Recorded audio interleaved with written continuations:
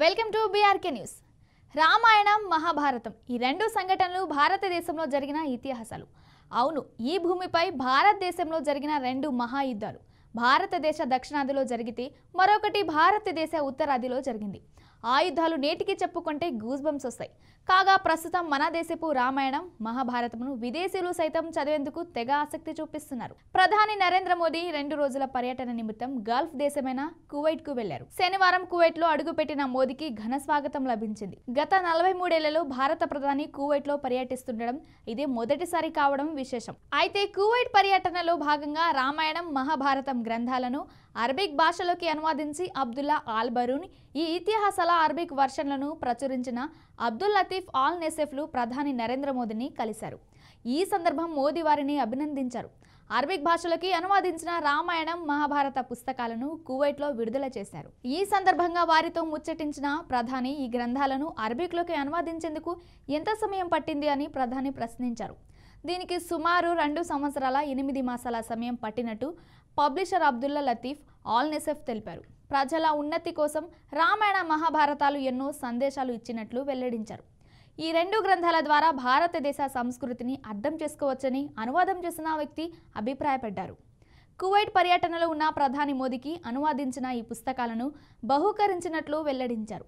అరబిక్లోకి అనువాదించి ప్రచురించిన మహాభారతం, రామాయణం 2 పుస్తకాల కాపీలని మోదీ సంతకం చేశారు. అనంతరం అబ్దుల్ లతీఫ్ ఆల్ నెసెఫ్ మాట్లాడుతూ తాము అరబిక్లో ప్రచురించిన రామాయణ, మహాభారత పుస్తకాలను ప్రధాని మోడీ చూసి సంతోషించారని, ఈ 2 పుస్తకాలపై సంతకం చేశారని తెలిపారు. వీటి అనువాదానికి 2 ఏళ్లు పట్టిందని తెలిపారు. దీంతో ఈ సందర్భంగా ప్రధాని నరేంద్ర మోదీ వారిని అభినందిస్తూ ట్వీట్ చేశారు. ఈ ఇతిహాసాలు అనువాదించడంలో, ప్రచురించడంలో అబ్దుల్లా ఆల్ బరూన్, అబ్దుల్ లతీఫ్ ఆల్ నెసెఫ్లు చేసిన కృషికి నేను అభినందిస్తున్నాను. వారి చొరవ భారతీయ సంస్కృతికి ప్రపంచవ్యాప్త ప్రజా ఆదరణను తెలియచేస్తుంది అని మోదీ పేర్కొన్నారు. అనువాదకుడు, ప్రచురణకర్తలో కలిసి ఉన్న ఫోటోలను మోదీ షేర్ చేశారు. ప్రధాని మోడీని కలుసుకోవడం చాలా సంతోషంగా ఉంది. ఇది మాకెంతో గౌరవం కూడా అని ప్రధాని మోడీ కూడా చాలా సంతోషంగా ఫీల్ అయ్యారు. ఈ 2 పుస్తకాలను చాలా ప్రాముఖ్యమైనవిగా పేర్కొన్న ఆయన 2 అరబిక్ గ్రంథాలపైన సంతకాలు చేశారు అని అబ్దుల్ లతీఫ్ ఆల్ నెసెఫ్ తెలిపారు. ఇక దాదాపు 43 ఏళ్ల తర్వాత భారత ప్రధాని కువైట్లో పర్యటించడం ఇదే తొలిసారి.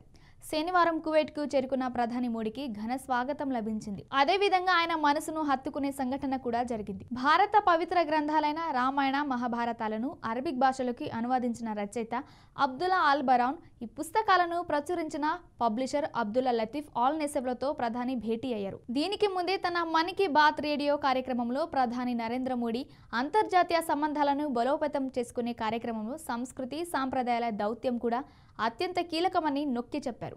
కాగా అబ్దుల్ లతీఫ్ ఆల్ నెసెఫ్, అబ్దుల్లా బొరాన్లు ఇప్పటికే 30కి పైగా పుస్తకాలను అనువాదించారు. ప్రపంచవ్యాప్తంగా ఉన్న అనేక గ్రంథాలపై వారు తమదైన ముద్ర వేశారు. అబ్దుల్ లతీఫ్ ఆల్ నెసెఫ్ కువైట్కు చెందిన ప్రముఖ పబ్లిషర్. ప్రపంచవ్యాప్తంగా అన్ని దేశాల సంస్కృతులను ఆయన అధ్యయనం చేయడంతో పాటు పట్టు సాధించారు. రచయిత అబ్దుల్లా ఆల్ బరౌన్ అద్భుతమైన అనువాదకుడిగా పేరు తెచ్చుకున్నారు. దీంతో పాటుగా కువైట్లోని భారత సంతతి పౌరులతోనూ ఆయన సంభాషించనున్నారు. కువైట్ రాజు Sheikh Meshal Al Ahmad Al Jaber Al Sabah ఆహ్వానం మేరకు ప్రధాని కువైట్లో పర్యటిస్తున్నారు.